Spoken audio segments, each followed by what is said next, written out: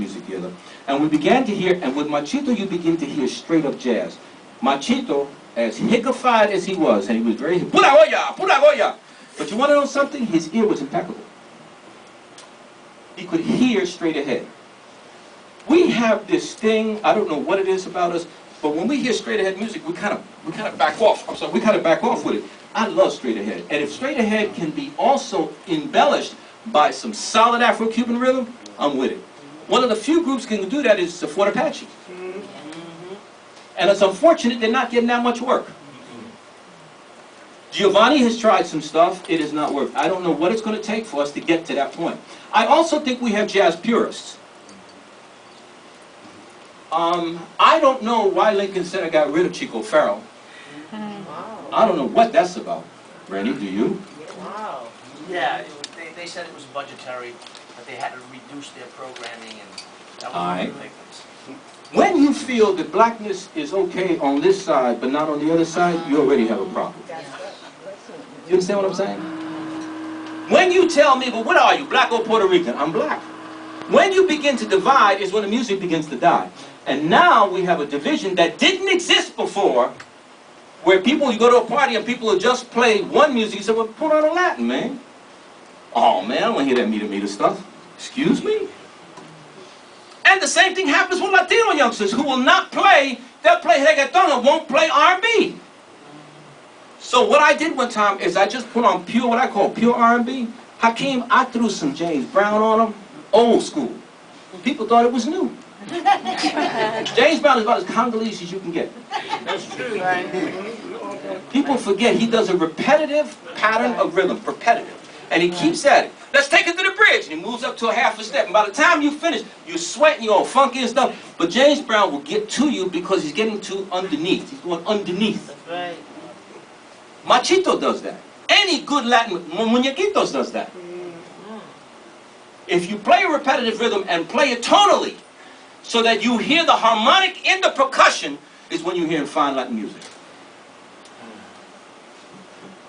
The groups today that I love, of course, are Fort Apache. By the way, Jerry Gonzalez now is in Spain. Imagine how that music is going to develop. Con Español. It's a trip.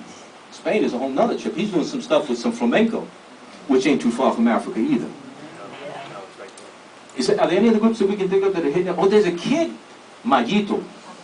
Have you heard his stuff? Yes, and there are a lot of local New York groups that are doing it too. Yes. There's a guy named Machito Rivera. Yes. Who has an album, it's been out for 10 years now, called Negro Bailador. Please pick this up, because he does a fat chorus.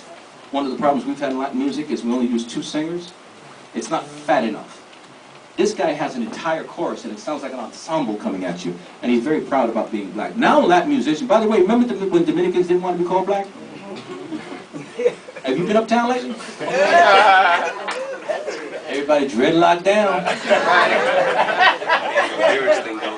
Everybody's dreadlocked. I'm telling you, blackness is not something you have to hit people over the head with. I keep on telling brothers and sisters, don't keep on telling you black, you black. Just be black.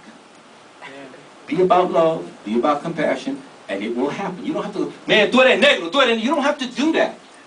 Jews never told me you have to be Jewish.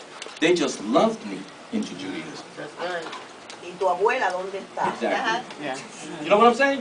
I didn't have to be told about Torah or Talmud or Shalom Aleichem. They loved me just by being. If you just sit with yourself and be still and listen to your God, you'd be surprised at how many young black kids will get into Latin music.